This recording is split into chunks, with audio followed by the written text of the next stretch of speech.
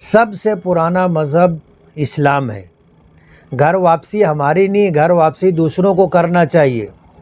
मरहबा collection mall, readymade कपड़ों का भरपूर खजाना। Jeans pant, T shirt, cargo pant, night pant, बच्चे और बच्चियों के लिए अच्छे खूबसूरत और उम्दा ड्रेस। पता याद रखें, जमुर हाई स्कूल मेन रोड, जैतून हजीन मस्जिद के पास, मालदा चौक, मालेगांव को मिनी पाकिस्तान बोलने का कोई कारण है।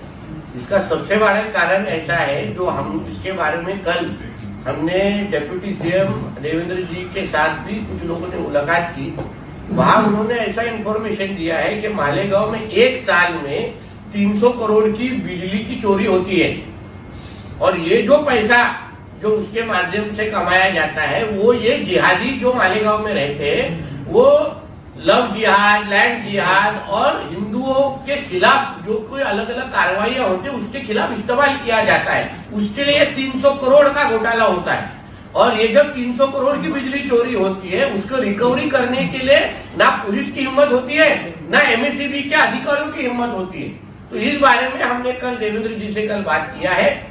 होम मिनिस्टर साहब ने इसके बारे में हम लोग को काफी पॉजिटिव जवाब दिया है। जल्द ही उसके ऊपर कार्रवाई होने वाली है, और उसके साथ ही जो हमारी पुरानी मांग थी वहां के सभी लोगों की, कि वहां एक पुलिस कमिश्नर ऑफिस खड़ा हो, आयुक्तालय खड़ा हो, उस बारे में भी देवेंद्र जी ने पॉजिटिव जवाब दिया है। और जल्द ही ये सारी जो मालेगांव की जो परिस्थिति है, जो मुस्लिम देशों में भी दिखती नहीं है, उतना गंभीर परिस्थिति आज मालेगांव में दिखती है, वो सारी की सारी परिस्थिति बदलने का निश्चय हम लोग ने किया है, और जल्द ही ये परिस्थिति बदलती हुई आपको दिखेगी। बीजेपी के एमएलए नितेश राणे ने मालेगांव को टारगेट कर रखा है।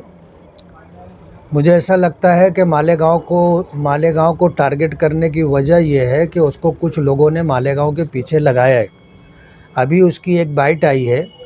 एमपीएसएल मालेगांव में जो प्राइवेट बिजली कंपनी है, उसके ताल्लुक़ से अखबारात में ये ख़बर आई कि मालेगांव में साल भर के अंदर जो है 300 करोड़ रुपए से ज़ायद की बिजली चोरी हुई है।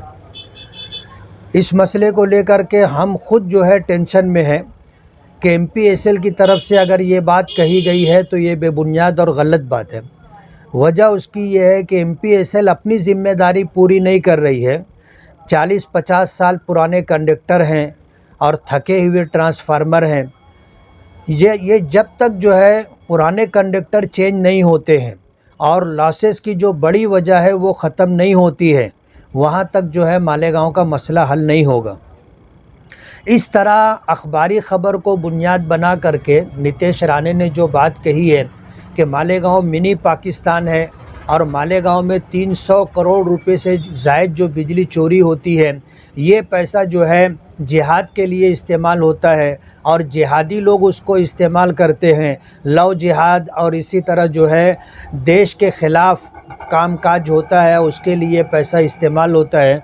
ये मालेगांव पर सरासर इल्ज़ाम है और हम लोग इसकी जो है सख्त मजम्मत करते हैं, निषेध करते हैं।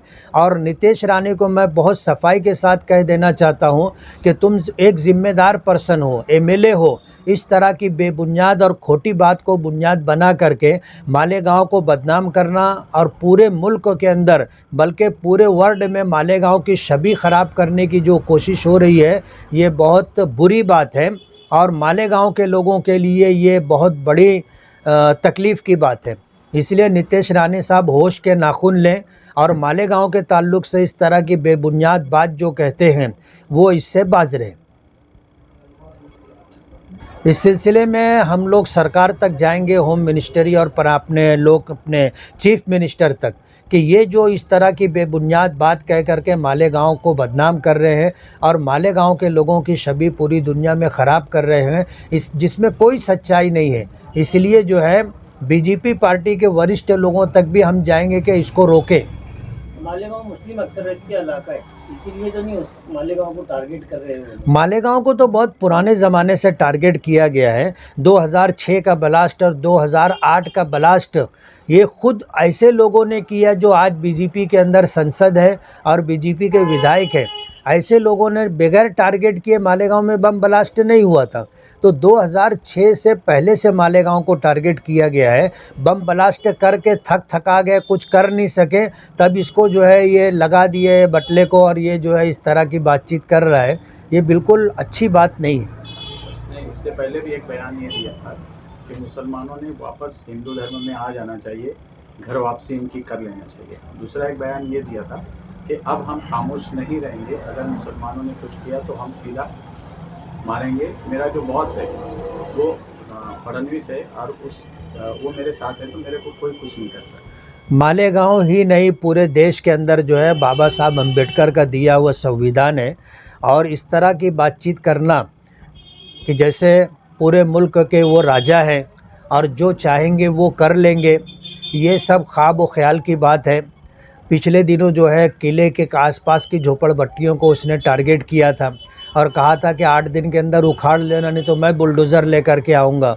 तो हमने उस वक्त बयान दिया था कि ये यहाँ डॉक्टर बाबा साहब अम्बेडकर का संविधान चलता है, किसी की मनमानी नहीं है, और कोई देश का राजा नहीं है कि ये आएंगे और जो चाहेंगे वो कर लेंगे। इस तरह की बात ना कभी वो कर सके हैं और ना कभी कर सकेंगे। हर 8-15 दिन के नीतीश राणे मालेगांव को टारगेट कर रहा है, कुछ ना कुछ जहर उगल रहा है। तो कैसे मुझे ऐसा लगता है कि आने वाले दिनों में जो पार्लियामेंट का इलेक्शन है, इस मुद्दे को लेकर के कहीं ना कहीं उनकी कोई रणनीति है, और उसकी वजह से वो लोग इस तरह की बातचीत कर रहे हैं। सर वो घर वापसी का जो बात कर रहे हैं मुसलमानों की, सबसे पुराना मज़हब इस्लाम है।